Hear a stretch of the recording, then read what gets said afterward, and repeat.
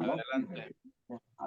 Adelante, adelante. Señor Padre bendito, gracias, Señor mío, por dejarnos despertar este día, Señor, por dejar que hayamos terminado nuestras labores, Señor mío, de trabajo. Gracias, Señor mío, por ayudarnos a haber despertado y poder haber logrado lo que hemos hecho hasta ahorita, Señor Padre bendito. En esta noche quiero pedirte, Padre bendito, que Armando, que nos va a dar este estudio, Padre bendito, que tú pongas palabras en él, Señor mío, y a nosotros danos sabiduría y inteligencia para poder entender lo que tú nos quieres decir a través de él, Señor mío. Te pido por la vida de cada uno de los integrantes, Señor mío. Gracias en el nombre de tu amado Hijo Jesucristo. Amén. Amén. Amén, amén. Adelante, Armandito. Bueno, pues vamos a empezar. El capítulo anterior, más bien este capítulo 8 es la continuación del capítulo 7. Y en el capítulo 7 pues vimos quién era Esdras. Ya se nos está hablando aquí de quién era Esdras.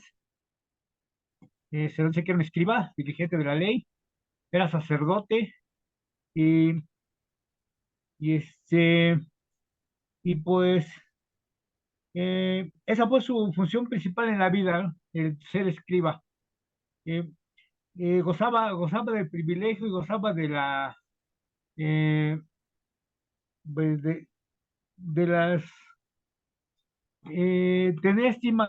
El rey Artajerjes lo tenía en muy buena estima, a tal grado que le pregunta que pidiera lo que él quisiera, y en lugar de que él pidiera algo para su conveniencia, para sí mismo, pide que sea eh, que se le envíe a Jerusalén para poder eh, continuar la labor y continuar y poder presentar allá la ley ante su pueblo.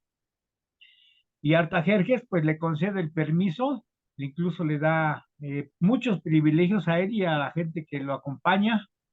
Le da oro, le da plata, le da muchas cosas, y le escribe una carta, un edicto, con la cual Perdón, Armandito, perdón que te interrumpa. Lo que me mandaste, ¿te lo proyecto ya o tú me avisas? ahorita que empecemos, Bueno, tú me sí lo avisas, puedes pues. poner, sí lo puedes poner de todos modos de una vez. Ok, Empezamos con el mapa, si se puede también, sí. para que nos vayamos ubicando en dónde vamos, de dónde van a salir. Ándale, ahí mero. Bueno, entonces, este capítulo, el capítulo 8, como decíamos, es una continuación del 7, y aquí todavía hay algunos detalles que vamos a ver antes de partir. Ellos están en Susa, aquí en la capital medo-persa, de ahí van a partir. Incluso, bueno, aquí en el mapa se ve la primera salida en el 537 por parte de Zorobabel y Yeshua, y como verán, pues es un poco más larga. Eh, en el capítulo 2 que vimos, Esdras nunca nos dijo cuánto tiempo se hicieron ahí, pero calculamos que eran de 4 meses, pero como vemos que es un poco más larga la ruta, se puede considerar que fueron como más de 5 meses. Ya cuando sale Esdras, en el 458, ahí sí se nos explica que fueron 4 meses lo que hicieron, pero nos damos cuenta que el recorrido es un poco más corto, así que ellos están aquí en Susa y de ahí van a partir, van a pasar por Babilonia, y como ya se había explicado en el capítulo anterior, ahí les dieron bastante oro también, de la gente incluso hasta de los mismos israelitas que no quisieron partir, no quisieron ir con Esdras, pero sí aportaron cantidades de dinero y objetos para todo el pueblo, para toda la gente que les acompañaba. Bueno, pues aquí vamos a ver, como mencionábamos, los detalles que nos faltan todavía. Por ejemplo, a los que lo acompañaron, nos van a hacer mención aquí. Vamos a ver que se observó un ayuno para implorar la presencia de Dios con ellos antes del viaje, y también vamos a ver que tuvieron que pedir, se tuvieron que humillar ante Dios para que el viaje, que no hubiera consecuencias, porque no pidieron protección al rey. Ya había dicho Esdras que no quería protección, gente de a caballo y gente armada, porque Esdras era más espiritual, y se hace una comparación con Nehemías, que Nehemías cuando regresó sí pidió y aceptó la escolta que le ofreció el rey para ir años más adelante. También vamos a ver cuando la llegada a Jerusalén y la entrega del, del oro y lo que llevaban a su cargo, ¿no? Ahora sí, Juan Carlos, por favor, si nos puedes poner el primer, ándale, bueno, vamos a ver aquí, como dice el número 1, los que lo acompañaron. Y empezamos el capítulo 8, dice así, vamos a leer del 1 al 14, los versículos del 1 al 14. Eh, Estos son los jefes de las casas paternas y la genealogía de aquellos que subieron conmigo de Babilonia, reinando el rey Artajerjes. De los hijos de Files, Gerson; de los hijos de Itamar, Daniel; de los hijos de David, Jatús; de los hijos de Secanías y de los hijos de Paros, Zacarías, y con él en la línea de varones 150. Aquí empieza a mencionar cuánta gente va con cada familia. De los hijos de Pat Moab, Elionai, hijo de Serarías, y con él 200 varones. Y de los hijos de Secanías, el hijo de Jaciel, y con él 300 varones. De los hijos de Adín, Ebed, hijo de Jonatán, y con él 50 varones. De los hijos de Elam, Esaías, hijo de Atalías, y con él 70 varones. Y de los hijos de Cefatías, Zebadías, hijo de Micael, y con él 80 varones. De los hijos de Joab, Obadías, hijo de Jehiel, y con él 218 varones. De los hijos de Selomit, hijo de Josifías, y con él 170 varones.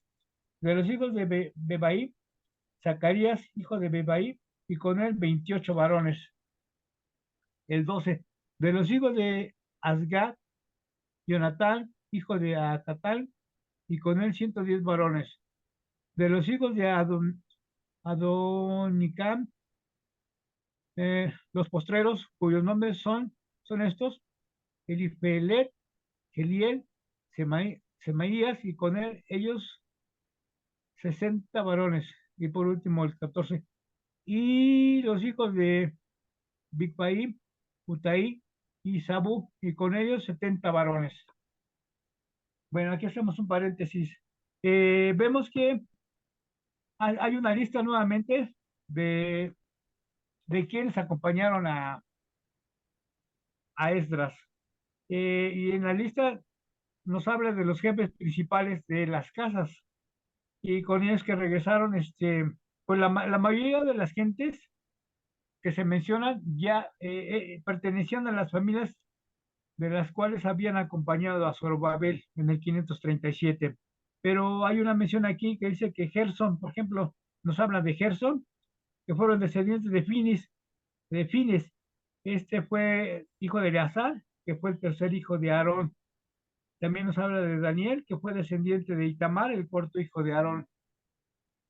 Pero también nos menciona aquí algunos, por ejemplo, los hijos de Elam, los hijos de Adonicam, por decir algunos. El total asciende más o menos, dice aquí, a 1514, incluyendo las 18 cabezas de familia. Más adelante se les van a unir 258 levitas. Esos se van a reunir después, y en total llegan a ser 1772 varones, pero contando con los niños y con las mujeres, el grupo más o menos era de entre 4,000 y 5,000 personas. Como vemos, es una cantidad menor comparando a los 50,000 que regresaron en el primer viaje con Zorobabel y Yeshua. Aquí vemos que viene siendo la 10ª parte de los que regresaron, que fueron casi 4,000 o 5,000 personas, menos del 10%. Eh, Hasta aquí nos menciona el versículo 14, cuánta gente fue que acompañaron a, a Esdras. Todavía no, si vemos aquí, todavía no mencionan a ninguno de los levitas. Algunos sacerdotes sí, pero levitas no. Más adelante se van a unir. Bueno, vamos a seguir leyendo del versículo 15, que nos dice que, eh, versículo 15, se los reuní junto al río que viene de Jabá, y acampamos allí 3 días. Y habiendo buscado entre el pueblo y entre los sacerdotes, no hallé allí a los hijos de Leví. Bueno, aquí también vamos a ver qué nos está diciendo, que todavía no había levitas. Salieron de Susa y llegan al río Jabá, que por cierto menciona aquí que es un lugar desconocido, pero también se nos menciona que es un afluente del río Éufrates, que aproximadamente eh, mencionan aquí que más o menos el camino que recorrieron de Susa hacia, pasando por Babilonia y llegando al río Éufrates, fueron como 9 días de camino, y estaba más o menos a una distancia de 160 a 208 caminos de distancia. Cuando llegaron al río Jabá, eh, se dieron cuenta que no habían llegado ninguno de los levitas. Entonces, manda Esdras una comisión, que ahorita vamos a ver más adelante, de 11 varones para, para ver qué es lo que había pasado con los levitas. Hasta aquí se dan cuenta que no hay ninguno de los levitas, ¿no? Entonces, continuamos con el versículo 16. Dice, entonces despaché a Eliezer, Aliel, Semaías, el Natán, Jabib, el Natán, menciona otra vez, el Natán, Natán también, Zacarías, Mesulam, hombres principales, asimismo a Joarib y a el Natán, hombres doctos. Bueno, eh, aquí nos está diciendo que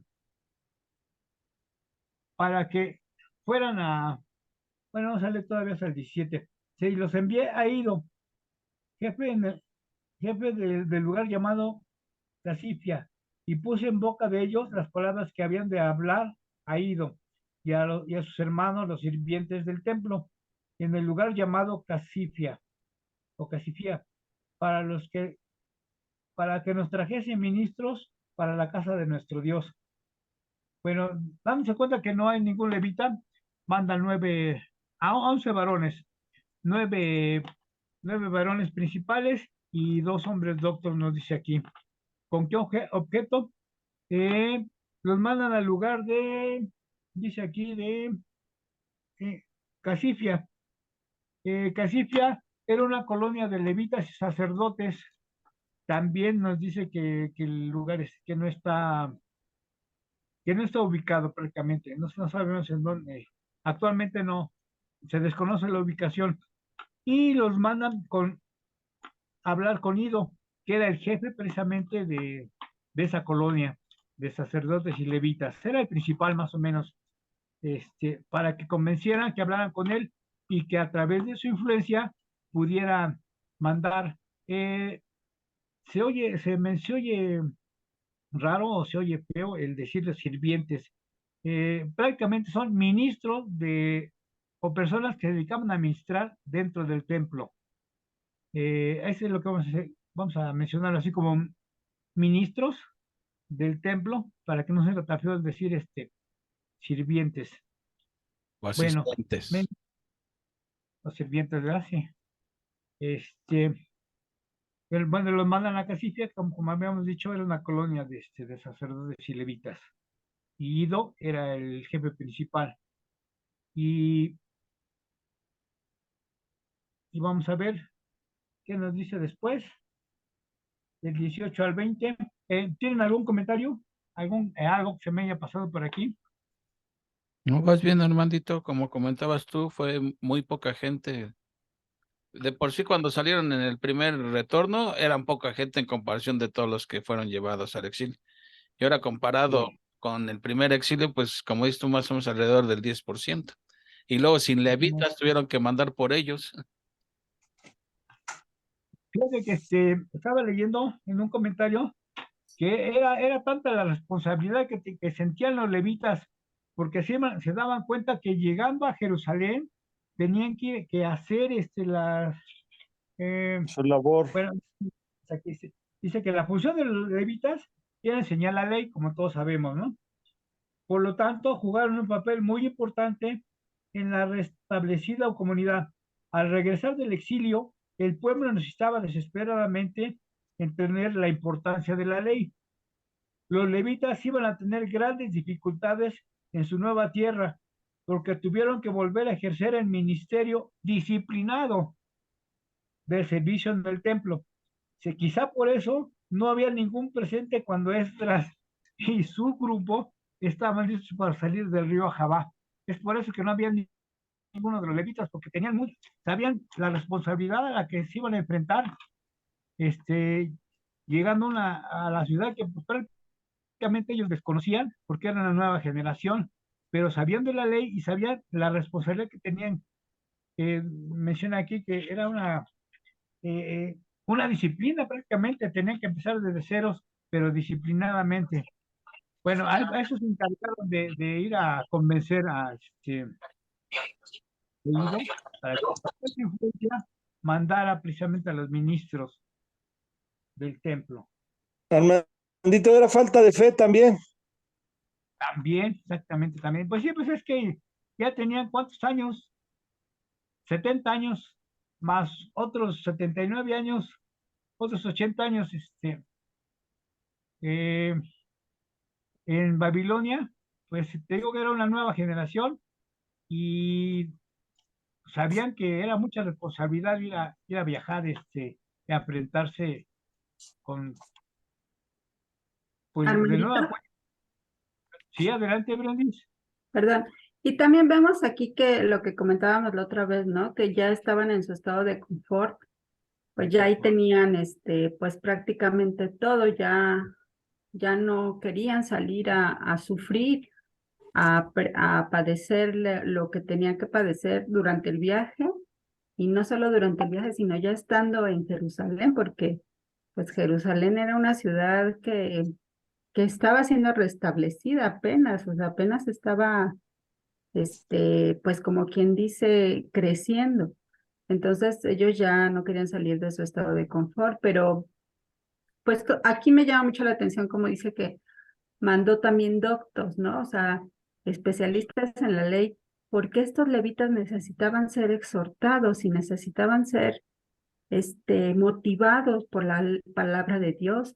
Entonces tuvieron que mandar a estas personas especialistas en la ley para que los motivaran a correr este riesgo, ¿no? A que no se perdieran de esta bendición que era llegar a Jerusalén a servir a Dios, a Jehová, quien los había salvado ya de tantas, ¿no? Empezando desde Egipto y ahorita ya en el exilio, ya del cautiverio, también, cómo los cuidó durante en su estancia en Babilonia.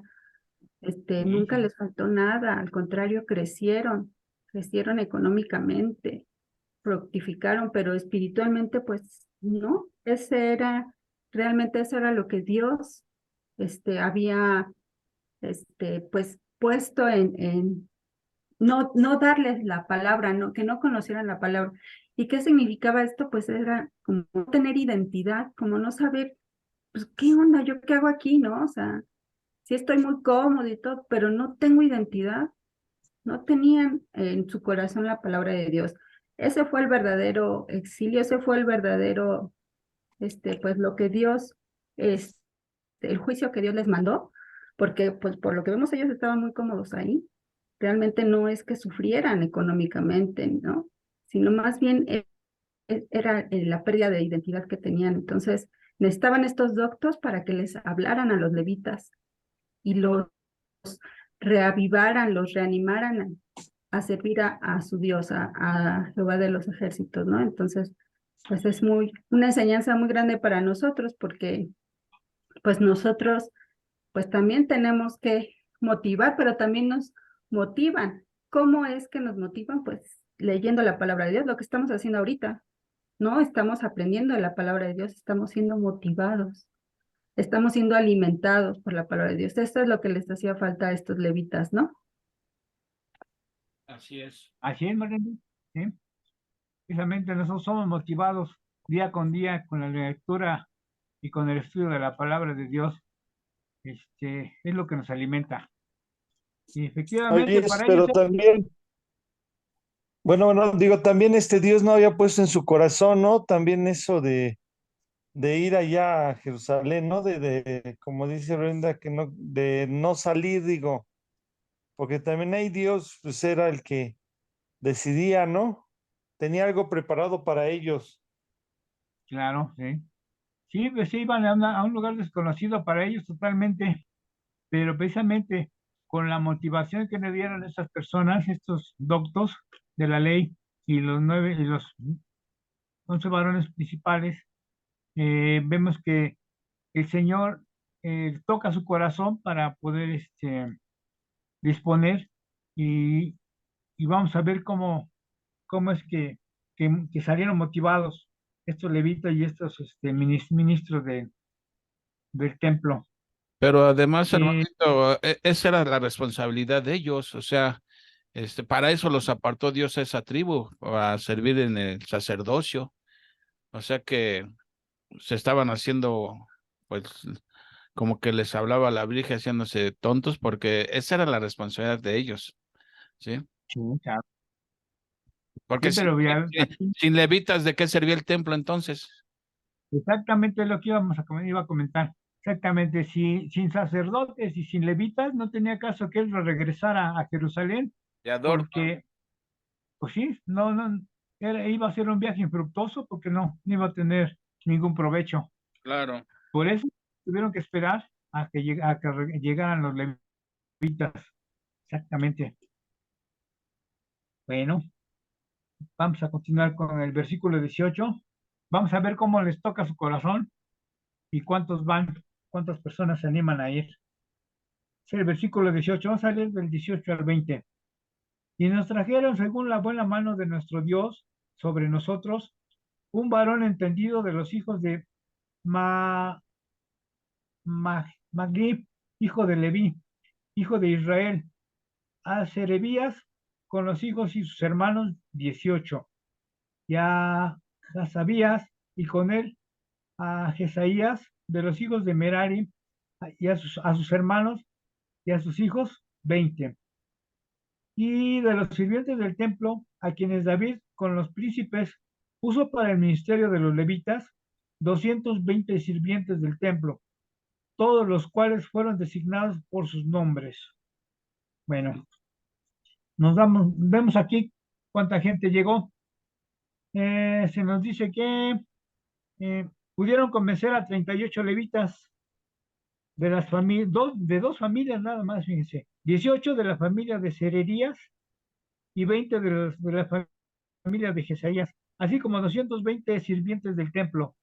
Eh, Solo hasta entonces Esdras pudo iniciar el viaje, pero también vamos a ver, dice que solo hasta entonces, dice aquí, si los levitas, maestros de la ley, y si quien sirviera en el templo, todo hubiera sido una pérdida de tiempo y el viaje hubiera sido infructuoso. Bueno, pues ya teniendo completa a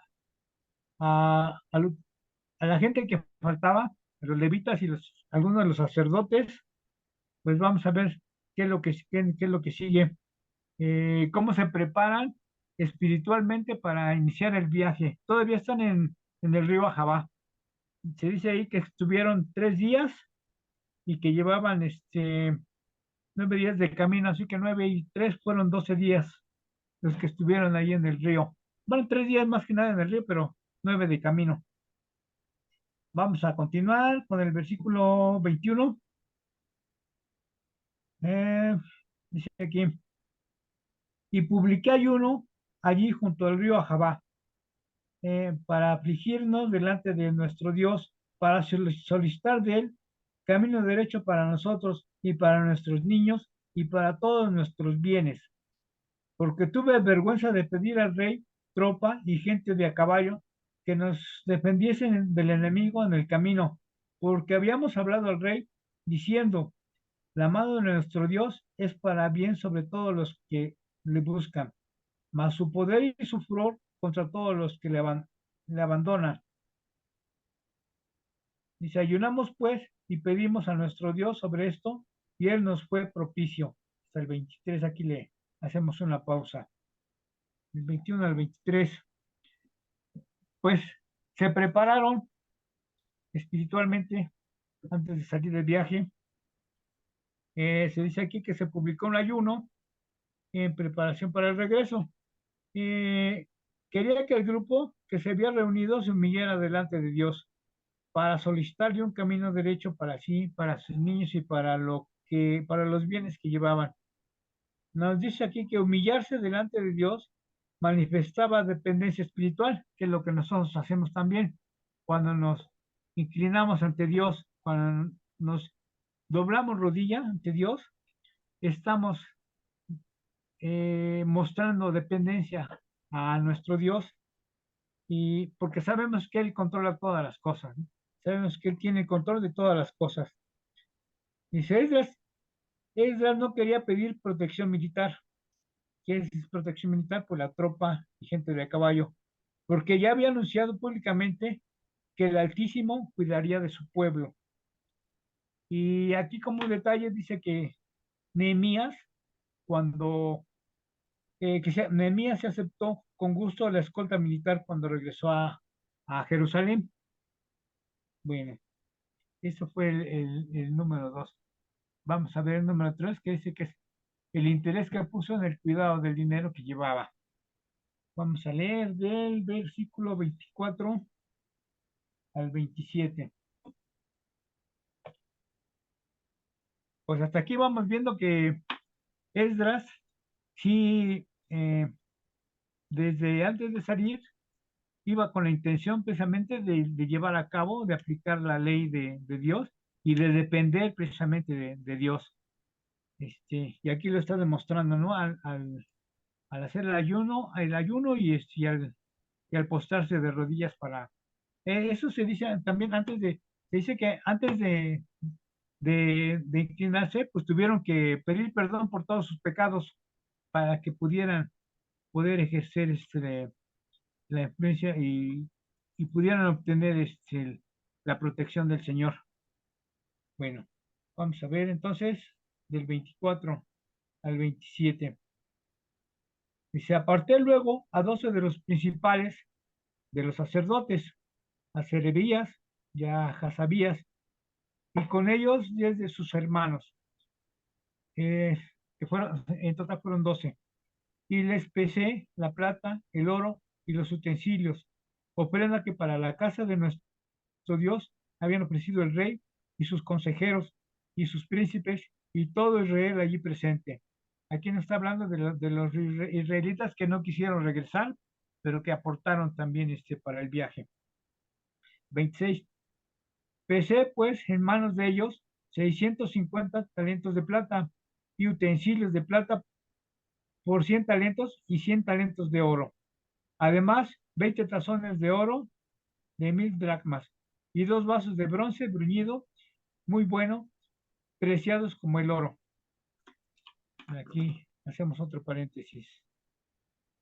Se nos dice que escogió a 12 de los principales entre sacerdotes y levitas para, para, eh, para encargarles tanto el oro como la plata y los utensilios que llevaban.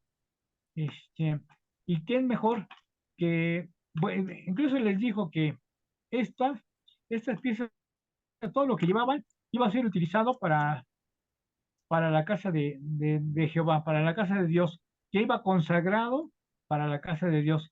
Y qué mejor protección que las personas que también estaban consagradas al Señor, que eran los indicados para hacerse cargo de, este, de guardar estos utensilios, de guardar el oro y de guardar la plata, que al parecer nos dice aquí que incluían 22.700 kilos de plata y utensilios de plata que pesaban aproximadamente 3.400 kilos, así también como 400 kilos de oro. 20 tazones de oro que pesaban aproximadamente 8.6 kilogramos y dos vasos de bronce muy preciados. Todo eso podría valorarse en muchos millones de dólares en la actualidad. Se no es de sorprender que Esdras estuviera preocupado por la seguridad del pueblo y por la seguridad de las cosas también. Pero Pero ahí, confiando en el no Señor, había hay nada de que había desvío de fondos o facturas falsas, cosas así, ¿no? Todo era por la derecha.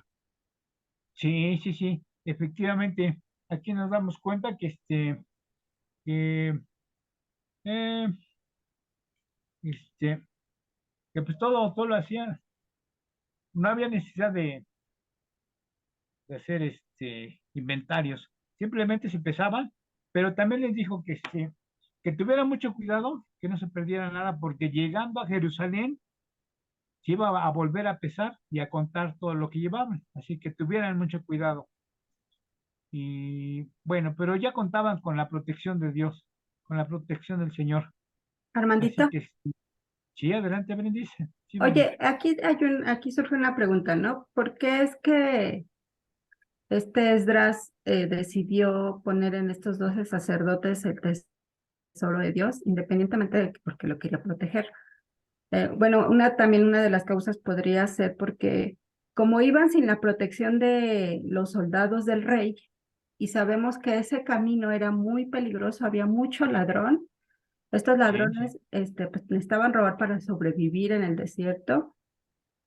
Entonces vemos que este Esdras fue muy diligente, ¿no? O sea, realmente fue muy diligente en decidir que poner en cada sacerdote estos tesoros por si los llegaran a asaltar, pues, pues no se robaran todo el tesoro, ¿no? A lo mejor nada más le robaran a uno, ¿no? O Claro. sea, como que fue diligente en este sentido, pero tú tienes razón en decir, bueno, la palabra de Dios, ¿no? Porque aquí lo dice la palabra de Dios, que Dios estaba con ellos. Entonces, este Esdras ya había orado precisamente para que los protegiera, porque ellos no iban con ninguna protección y no necesitaban ninguna protección porque la mano de Dios estaba con ellos. Pero aún así, Esdras fue muy diligente, ¿no? O sea, fue algo pues que muy bueno de Esdras el decidir cuidar mucho estos tesoros porque sabía el valor, más que nada el valor que tenía para ellos espiritualmente, porque pues era para ofrecer sacrificio a Dios, ¿no? A Dios y no podían darse el lujo de que los robaran o perderlos, ¿no? También podría ser una de las causas, no sé ustedes qué piensan. Ahí vemos, Brandis, en tu comentario que acabas de hacer, dos cosas interesantes. Por un lado, la soberanía de Dios y por otro lado, la responsabilidad del hombre. Ellos Exacto. oraron, le pidieron a Dios su protección, pero además fueron diligentes. Como te digo, por un lado está la soberanía de Dios y por otro lado está la responsabilidad del hombre. O sea, no dijeron, ya oramos a Dios, Dios nos va a cuidar y todo, y quisieran las cosas negligentemente, está mal. Entonces, ahí vemos que siempre se conjuga la responsabilidad del hombre con la soberanía de Dios, ¿no? Y como ahí aplica esto de si Dios con nosotros, ¿quién contra nosotros? Pero eso no implica que nosotros no tomemos las medidas pertinentes, ¿no? Exacto. Así es, Brendis. Buena observación. Gracias. Adelante. Y aquí podemos ver que al hacer las cosas honradamente delante de Dios y delante de los hombres, pues también tiene mucho significado, ¿no? Muchos beneficios. Y eso era lo que les pedía Esdras a los sacerdotes cuando les encargó el tesoro, ¿no? pues, el tesoro que llevaban precisamente para la casa de Dios. Eso lo vimos el domingo pasado, hermanito, con respecto a la ofrenda, ¿verdad? De hacer las cosas honradamente delante de Dios y delante de los hombres. Exactamente, fue lo que digo. Y hay mucha, y hay mucha satisfacción en hacer el trabajo honradamente porque el primer beneficiado es uno, porque no hay cargo de conciencia, digamos, sino Claro. que queda la satisfacción con uno mismo y con el Señor de hacer bien las cosas. Bueno, ¿en cuál nos quedamos? ¿Qué capítulo? Pues, en el 31, ¿no? 27. Seguimos con el 28. ¿Algún otro comentario? No, adelante. Bueno, del 28, vamos a ver del 28 al 30. Aquí vamos a ver qué fue lo que les dijo Esdras. Y les dije, vosotros estáis consagrados a Jehová, es lo que habíamos comentado. Eh, y son santos los utensilios, y la plata y el oro, ofrenda voluntaria a Jehová, Dios de nuestros padres. Vigilad y guardarlos hasta que los poseéis delante de los príncipes de los sacerdotes y levitas y de los jefes de las casas paternas de Israel en Jerusalén, en los aposentos de la casa de Jehová. 30 dice, los sacerdotes y levitas recibieron el peso de la plata y el oro y de los utensilios para traerlo a Jerusalén, a la casa de nuestro Dios. Bueno, estamos viendo aquí, efectivamente ya les da las indicaciones correspondientes y les dice, bueno, si ustedes están consagrados al Señor, son los más indicados para poder llevar esta ofrenda, prácticamente se le puede llamar una ofrenda, que es consagrada para la casa de Dios. Dice Esdras, encargó a estos hombres clave la responsabilidad de llevar los metales preciosos y objetos de valor con toda seguridad hasta Jerusalén. Y en su encargo mencionó que esas posiciones materiales estaban consagradas para la casa de Jehová, era lo que estábamos diciendo, y que la plata y el oro habían sido entregados voluntariamente por el pueblo de Dios. Puso énfasis en la necesidad de cuidar el dinero y de los demás artículos, puesto que serían pesados de nueva cuenta cuando llegaran a su destino, para asegurarse de que nada se había perdido. Los sacerdotes y levitas aceptaron la responsabilidad de llevarlos hasta Jerusalén. Hasta aquí vamos bien. Y ahora vamos a ver, prácticamente no se nos dice nada acerca del viaje, pero vamos a ver qué se menciona. Del 31 al 34. Desde partimos del río Jabá, del 12 del mes de primero, para ir a Jerusalén. Y de la mano de nuestro Dios estaba sobre nosotros, y nos libró de la mano del enemigo y del acechador en el camino. 32. Y llegamos a Jerusalén y reposamos allí 3 días. Al cuarto día fue luego pesada la plata, el oro, los utensilios en la casa de nuestro Dios por mano del sacerdote Meremot, hijo de Urías, y con él Eleazar, hijo de Fines, y con ellos Josabat, hijo de Yeshua, y Noadías, hijo de Binuí, levitas. 34. Por cuenta y por peso se entregó todo y se apuntó todo aquel peso en aquel tiempo. Pues en realidad no se nos dice qué fue lo que, alguna contrariedad que haya habido en el, en el viaje. Dice solamente se hacen unos cuantos comentarios acerca del viaje de arriba a la tierra. El grupo salió de Babilonia el primer día del primer mes. Dejaron el río Jabá el 12 del mismo mes y que estuvieron en el río 3 días, como habían mencionado. Así que el campamento estaba ubicado a 9 días de camino de Babilonia aproximadamente, como habíamos mencionado al principio, unos 160 o 18 kilómetros de distancia. La distancia a recorrer era aproximadamente de 1.440 kilómetros y debe haber sido un viaje difícil para un grupo que no contaba con escolta militar. Sin embargo, Esdras se limita a relatar que la mano de Dios estuvo con ellos, lo que estaba mencionando hace rato, que la protección del Señor siempre estuvo con ellos durante el camino, durante el viaje. Dice, el Señor los protegió y al llegar a Jerusalén, después de un descanso de 3 días, eh, se entregaron toda la plata y el oro y los utensilios a los sacerdotes y levitas para que los pesaran. Y algunos de los oficiales, aquí se mencionan algunos de los oficiales, se mencionan aquí que dice que son Merod, Josabad, Binuí, y de los cuales eran, pues eran levitas. Tengo aquí un dato que dice que, déjenme ver, dice que más o menos 650 talentos eh, equivalen a algo así como a 200 toneladas. Y 100 talentos viene siendo como 3,4 toneladas. Era bastante lo que se pesó, perdón, lo que se pesó. Eh, Dice que, tengo aquí unos datos, déjenme ver, los vimos en el auxiliar bíblico portavoz. Esdras salió de Babilonia a mediados de marzo del 455, acompañado aproximadamente de 1,500 hombres y sus familias. El pequeño grupo llegó a Jerusalén en agosto del 455. Como vemos, fueron los 4 meses que hicieron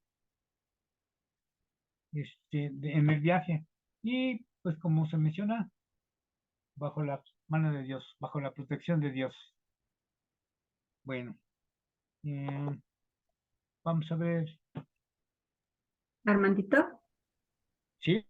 ¿Sí, Brendis? perdón, aquí nada más para hacer una aclaración. ¿Se acuerdan que en el capítulo 7 vimos en el versículo 9 que dijo, el primer día del primer mes partió de Babilonia y el primer día del quinto mes llegó a Jerusalén, porque la buena mano de Dios estuvo con él? Ahorita leyendo el versículo 31 del capítulo 8 dice, y partimos del río Ahava el 12 del mes primero para ir a Jerusalén, y la mano de nuestro Dios estaba sobre nosotros, y nos libró de la Sí. mano del enemigo, del acechador. Bueno, aquí no hay ninguna contradicción, como ustedes ven. Eh, ya ven que yo les dije que deliberadamente Esdras partió el primer mes que significaba como el La segundo paz. éxodo, ¿no? Cuando salieron de Egipto. Pero no tanto, no salió el primer día. Pero ahorita ya vemos por qué no salió el primer día, por culpa de los levitas, porque no había ningún levita, tuvieron que esperarse ahí unos días más, y por fin salieron el 12 del primer mes y llegaron el mes quinto. Entonces, no es que haya contradicción, más bien es que tuvieron que esperar. En ese momento, en el capítulo 7, ellos pretendían salir, pero como no había levitas, pues tuvieron que esperar. Entonces, nada más como una aclaración de que no hay contradicción, más bien tuvieron que esperar, y ya el día definitivo que salieron fue el 12 del mes primero, ¿no? Nada más era eso, Armandito. Sí, sí, Brendis, qué bueno que hiciste la aclaración. Sí, efectivamente, hicieron 9 días de camino de Susa, pasando por Babilonia y hasta el río Jabá. Fueron 9 días más 3 días que, que- que estuvieron ahí postrados para esperar a los levitas. Fueron 12 días, por eso se menciona aquí, salieron el día 12 del primer mes. Eh, Como esto no hay contradicción, se está haciendo la aclaración del por qué salieron un poco más tarde, pues por culpa de los levitas. Así es. Pero bueno, Dijiste algo importante, Brandy. Siempre que en la Biblia encontremos algo que aparentemente hay una contradicción, siempre hay que preguntarnos si estamos estudiándolo mal, ¿no? Entonces, cuando ante una aparente contradicción hay que profundizar, estudiarlo más profundamente y verán que siempre hay una respuesta. Porque así como esa que aparentes contradicciones vamos a encontrar más en la Biblia, pero eso lo único que indica es que necesito estudiarlo más profundamente para darnos cuenta que no hay contradicción. Así Exacto, que sí. muy bien, Brendis, ujú, adelante. bueno, entonces seguimos. Vamos a leer el versículo 35. Dice, los hijos de la cautividad, los que habían venido del cautiverio, Ofrecieron holocaustos a Dios de Israel, 12 becerros por todo Israel, 96 carneros, 77 corderos y 12 machos cabríos por expiación, todo en holocausto a Jehová. Bueno, aquí vemos que, tal como se hizo en la dedicación del templo, los que habían regresado con Esdras del cautiverio, se les llama aquí los hijos del cautiverio, ofrecieron holocaustos al Dios de Israel. Sacrificaron los mismos animales, pero en menor cantidad. Dios les había favorecido en el camino y eso es lo que querían expresar, su gratitud. Y lo ofrecieron precisamente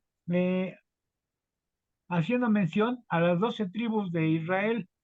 Menciona, bueno, aquí no lo menciona en las escrituras, pero en los comentarios dice que había representantes de las 12 tribus de Israel, así que hacían los holocaustos y los sacrificios, conmemorando la unión, haciendo la unión precisamente del pueblo de Israel, como las 12 tribus, no nada más como las dos tribus que era la mayoría de Judá y Benjamín, sino en, en completo todo el pueblo de Israel que formaban las 12 tribus. Y ya en el último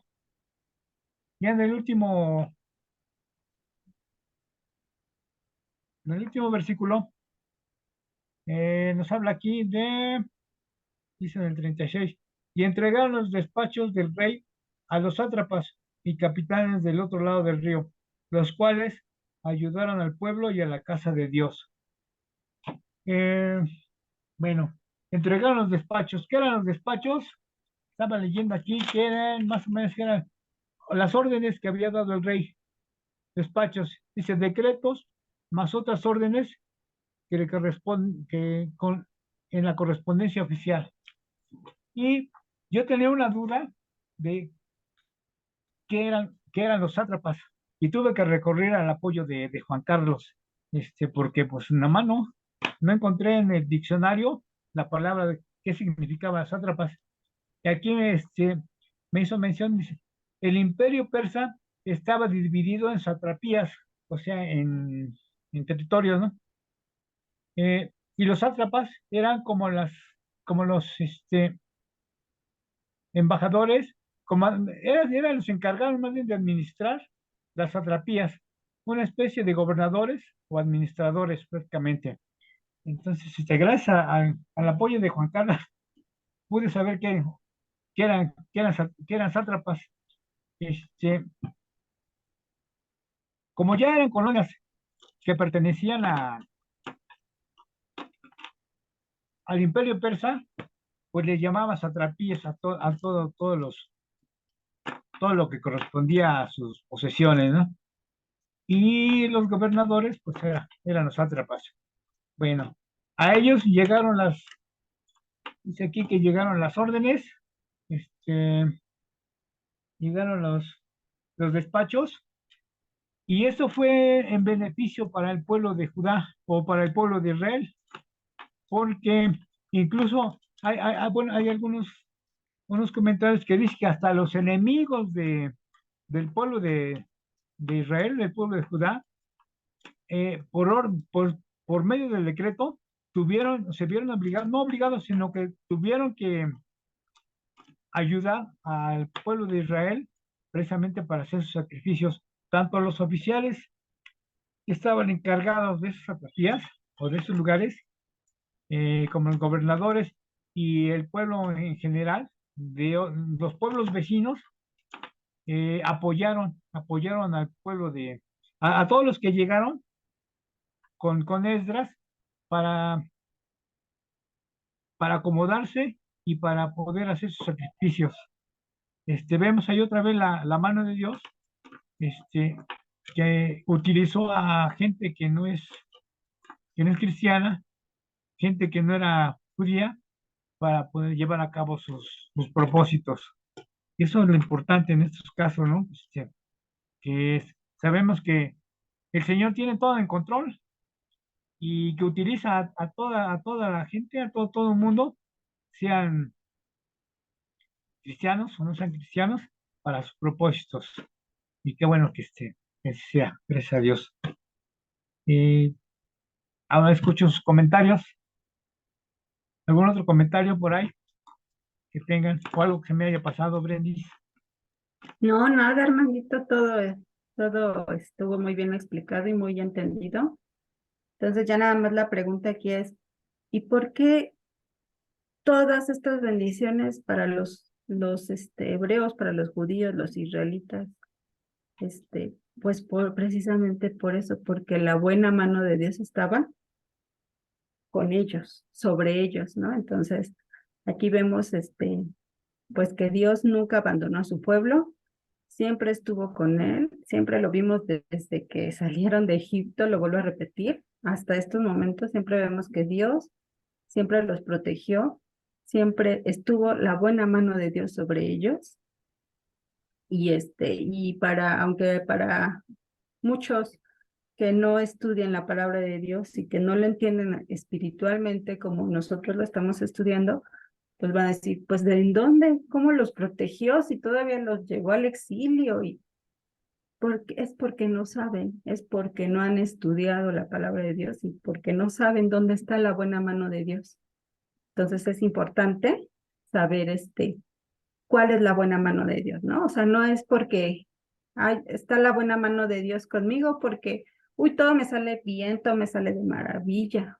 No es cierto eso. La verdad es, la buena mano de Dios es la misericordia que Él tiene para conmigo, a pesar de que yo no lo merezco. La gracia que Él derrama sobre cada uno de nosotros, a pesar de que no lo merecemos. Esa es la buena mano de Dios, ¿no? Entonces, para aquellos que piensan que la buena mano de Dios es que te vaya bien en todo, es mentira, ¿no? Aquí lo estamos viendo. Dios no escondió nada, como dije la otra vez, la Biblia no esconde nada, es aquí se dice todo hasta con punto y coma, ¿no? Exactamente, por eso dicen, no tienes que borrarle el punto y coma, no tienes que alterar nada de la Biblia, porque todo lo dice aquí con exactitud. ¿Y por qué la buena mano de Dios está con nosotros? Para que no seamos engañados, no seamos burlados, tenemos que estudiar la palabra de Dios y saber cuál es la buena mano de Dios, ¿no? Entonces, está padrísimo, hermanito, muy bien, me gustó mucho también. Un poquito, Brendis. Sí. Era el pueblo de Dios, Israel era el pueblo de Dios, y más adelante pues, sabemos que el propósito del Señor era que permaneciera su pueblo en orden, que permaneciera con sus leyes, porque más adelante iba a llegar el Mesías, iba a llegar el Salvador de la humanidad para los que lo aceptamos, para los que quisieran aceptarlo. Ese era su propósito. Amén. Sí, hermanito, Amén. gracias. Amén. A ver, ahí les va Juan Carlos. otra pregunta. En el versículo 35 dice, los hijos de la cautividad, los que habían venido del cautiverio, ofrecieron holocaustos al Dios de Israel, y ahí nos menciona todo el matadero de animales que hubo. Sí.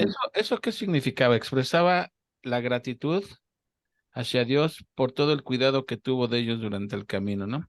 Era una manera de agradecer la bendición que tuvieron de Dios desde que salieron, cómo los cuidó, etcétera. Y ahora, ¿cómo eso aplica a nosotros? O sea, cuando Dios te bendice, cuando has recibido bendiciones de parte de Dios, necesitamos también matar animales, un borreguito, Ajá. hacer una rica barbacoa. ¿Cómo aplica eso a nosotros? ¿De qué manera nosotros podemos corresponder a la bendición que hemos recibido de Dios? A ver, Porque ya hay un solo sacrificio. ¿cómo? Ese sacrificio es Jesucristo. Porque nosotros ya no necesitamos sacrificar animales, porque ya hubo un sacrificio que fue Jesucristo. Es el único sacrificio y es el único que nos va a salvar a la vida eterna. No necesitamos más sacrificios, ya hubo ese sacrificio y nosotros lo que tenemos que hacer es adorarlo en espíritu y en verdad. Ajá, leer su palabra y creer en el plan que Dios hizo para salvarnos a nosotros. Eso es lo que Dios nos pide. No está ningún sacrificio más. Seguro, seguro, seguro. Bueno, No, eso creo. mi punto de vista sería que debemos de ofrecer nosotros mismos el cuerpo como sacrificio. Y quiere decir que volvemos a entregarnos al Señor. Tomo. Sí, hermanito. Romanos 12:1 dice, así que hermanos, os ruego por las misericordias de Dios. ¿Cuáles son esas misericordias de Dios? Todo lo que Pablo expresó en los primeros 11 capítulos del libro de Romanos. Esas son las misericordias de Dios. Entonces, en base a tantas misericordias que Dios ha mostrado para con nosotros, la manera de corresponder, como dice Brendy, ya no necesitamos matar animales ni nada, pero sí necesitamos hacer un sacrificio. Y aquí lo dice, que presentéis vuestros cuerpos en sacrificio vivo. Los sacrificios del Antiguo Testamento eran sacrificios muertos. Aquí Dios te pide un sacrificio mismo, un sacrificio vivo. O sea, que tú mismo te ofrezcas, pero como un sacrificio vivo. O sea, no necesitas matarte, pero la palabra sacrificio quiere decir, me ofrezco a Dios, como si murieras y te entregas a Dios. Nada más que Dios dice, quédate con vida, porque le sirves más vivo que muerto, obviamente. Entonces, que hagas de cuenta que te ofreciste en sacrificio, pero un sacrificio que permanece con vida. ¿Y cómo se va a manifestar eso? Que presentéis vuestros cuerpos en sacrificio vivo. Y ahí te da la descripción de ese sacrificio. Santo, agradable a Dios, que es vuestro culto racional. Que en el griego la palabra racional es lógico. O sea, después de tanta misericordia que Dios ha mostrado, cómo te justificó, cómo el Espíritu intercede por ti, cómo te habla de la seguridad de salvación, todo lo que menciona Pablo en estos capítulos, la respuesta lógica es que te entregues en un sacrificio vivo. ¿Y cómo se va a manifestar este sacrificio vivo? Que no te conformes a este siglo, o sea, no pienses como piensa el mundo, ¿sí? Porque normalmente antes de Cristo traemos toda la mentalidad del mundo, toda la basura que hemos acumulado durante toda nuestra vida, que si venimos del chango y cosas por el estilo, todas esas ideas, mafufas, ¿sí? Es conformarse al siglo. Entonces dice aquí Pablo, no os conforméis a este siglo, o sea, no pienses como piensan los demás, el mundo, sino transformaos por medio de la renovación de vuestro entendimiento. Aquí hay dos verbos interesantes, conformarse y transformarse. Conformarse quiere decir tomar el molde del mundo. Ah, pues todo el mundo lo hace, entonces no está mal porque todo el mundo lo hace, no hay problema. Eso es conformarse al mundo. Dice, si no transformaos, aquí utilizo otro verbo. Transformar viene del verbo de metamorfosis, cambios internos, pues como ocurre con la mariposa, que dentro del capullo es una oruga o así un animal, un gusano feo, y como dentro del capullo se están generando cambios internos, que cuando sale lo que está ahí adentro es algo muy diferente, ¿no? Entonces, transformados, pero ¿cómo vamos a ser transformados? Por medio de la renovación de vuestro entendimiento. Aquí dice una cosa, la única manera que tenemos de dejar de conformarnos al mundo y ser transformados es que renovemos nuestro entendimiento, o sea, cambiar tu mente. Pero ¿cómo vas a cambiar tu mente de algo que traes por años, por años? La única manera es, dice aquí, por medio de la noción, para que comprobéis cuál sea la buena voluntad de Dios agradable y perfecta. Para sacar toda la basura que he acumulado durante tantos años y que traigo aquí en mi mente, mi manera de pensar, lo que me enseñaron los profesores, lo que me contaba la comadre del 8 y etcétera, toda esa basura necesito sacarla de mi mente, de mi entendimiento. Pero la única manera de sacarla es metiendo la palabra de Dios. Si yo no meto la palabra de Dios, voy a seguir con mis mismas ideas y voy a llegar a la conclusión de que la voluntad de Dios pues no es del todo agradable, no es del todo buena, no es del todo perfecta. ¿Por qué? Porque sigo evaluando o calificando la palabra de Dios desde mi perspectiva del mundo. Pero si yo empiezo a meter la palabra de Dios, la misma palabra de Dios va sacando toda esa basura que traemos. ¿Se acuerdan que les puse una vez el ejemplo de Coca-Cola o café negro o algo así? Así llegamos a Cristo, como un vaso de Coca-Cola. Y tú empiezas a introducir agua cristalina dentro del vaso. Automáticamente, mientras más agua vas metiendo, más se va saliendo la Coca-Cola. Cada vez se va clareando más hasta que ya llega cada vez más clara, más clara, más clara. Entonces, cuando ya tienes tu entendimiento renovado, cuando ya sacamos toda la basura del mundo, entonces cuando puedes ver, pues la voluntad de Dios es buena, agradable y perfecta, ¿sí? Pero tenemos que, como dices, Brandy, si no estudiamos la Biblia, pues ¿cuándo va a suceder esto en nuestras vidas? ¿No? De ahí la importancia de estudiar la palabra de Dios, meterle en nuestra mente primeramente y después someternos a ella y vas a ver cómo todo lo que dice Dios es bueno, agradable y perfecto.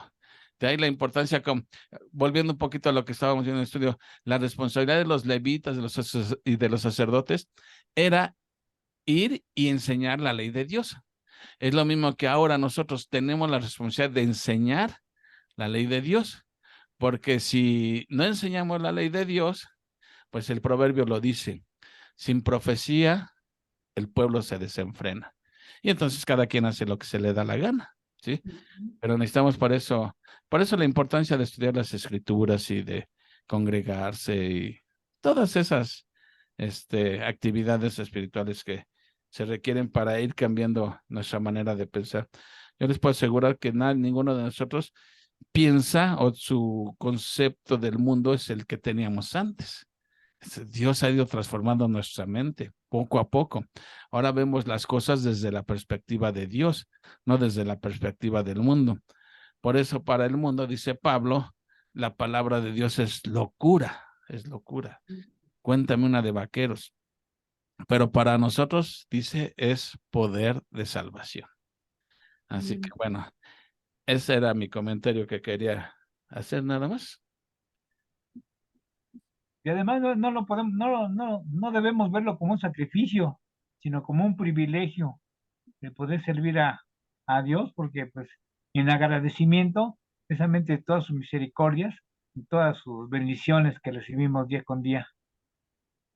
Y en agradecimiento, pues debemos de ofrecernos en sacrificio vivo, como dice Pablo, exactamente. Sí, nada más que el sacrificio no indica de que hay que como que lo haga a la fuerza, sino más bien sacrificio da la idea de consagrarse. Sí, consagrarse voluntariamente a Dios. Algo como lo que hizo Abraham con Isaac. Le ofreció en sacrificios desde el que lo montó ahí a la leña y todo, ahí fue sacrificado, pero fue un sacrificio que vivió para contarlo.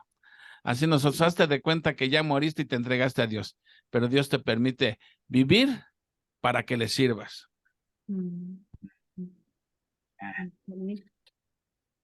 Ahora sí quedó claro. Gracias. Sí. Gracias. Bueno, ¿algo más?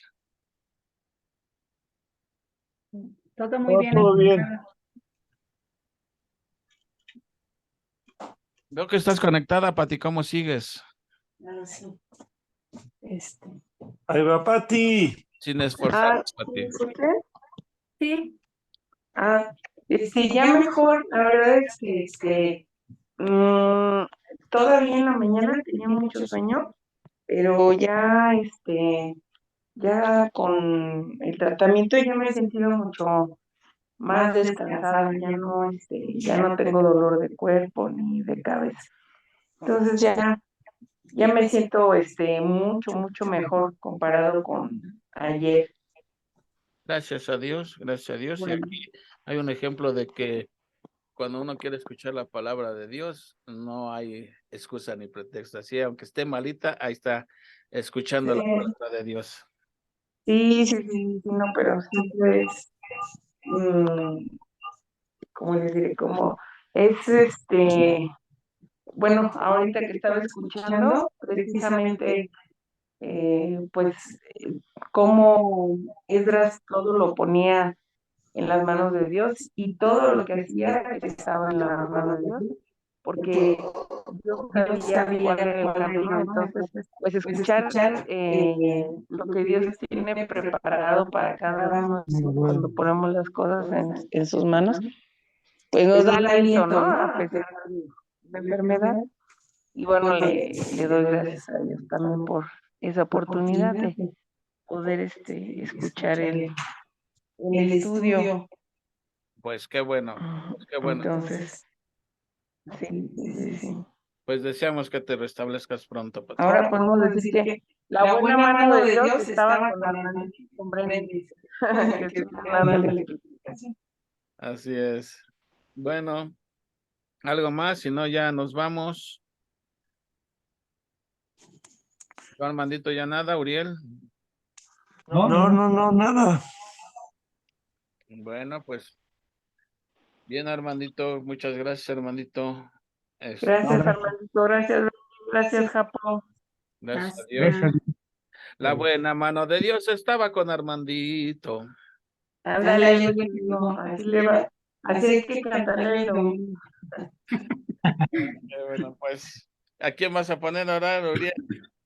A Patricia, que si nos A la hace hermana favor. Pati. La hermana Hermana Pati. Muy bien. Adelante. Pues bueno, vamos a hablar. Señor y Padre bendito, Señor, pues tú que eres el que tiene todo el mundo, el universo en sus manos, Señor. A ti te damos gracias que eres el creador de todo, Señor, y bajo tu voluntad estamos todos sujetos, Señor. Quienes hemos sido elegidos y quienes no hemos sido elegidos, Señor. A todos, Señor, nos usa según tu voluntad, Señor. Agradecemos, Señor, este día por el estudio de este capítulo de Esdras, Señor, que nuevamente muestra, Señor, cómo, pues a pesar de que mm, haya riquezas materiales, Señor, la riqueza espiritual también, la presencia de los levitas y sacerdotes, Señor, fueron importantes y agradecemos, Señor, también porque nosotros aprendemos que la riqueza espiritual, Señor, es lo que te agrada a ti, Señor, también. Gracias, Señor, por el mensaje que hemos recibido el día de hoy. Bendice la vida de cada uno de los participantes que estamos aquí, Señor. Agradecemos, Señor, porque nos das la oportunidad de poder escuchar y seguirnos edificando, Señor, y que esta edificación espiritual, Señor, también redunda en nuestra edificación física, Señor. Te damos gracias, Señor, por la oportunidad que tenemos, Señor, de hacerlo a través de este medio. Y pedimos, Señor, por todas las personas que se conectan, Señor, en el canal y que escuchan, Señor, los estudios. Bendice sus vidas, sus hogares, Señor, y que sus vidas sean edificadas, Señor, a través de estos estudios. Bendice nuestro descanso y que el día de mañana estemos todos descansados y también, Señor, pedimos por recuperación, Señor, de nuestra salud y de todos aquellos hermanos que también tengan algún padecimiento. Cuídalos, protégelos, Señor. Y agradecemos, Señor, por todas las bendiciones, Señor, que seamos nosotros ese sacrificio vivo, Señor, para agradar y dar honra a tu nombre en todo momento, Señor. Bendícenos, guárdanos, Señor. Protégenos y utilízanos, Señor, sabiamente, Señor. Permite que nosotros lo hagamos, Señor, como tú mandas. Todo esto lo pedimos y agradecemos en nombre de tu bendito Hijo Jesucristo. Amén. Amén. Amén. Amén. Pues muchas gracias Que te a Amén. ustedes. Por- Gracias, que te recuperes. Muchas gracias. Saludos, Brandy. Dios Gracias los a todos. bendice. Bye. Primero Dios. Gracias a todos. Hasta Que luego. siga la Hasta recuperación. luego.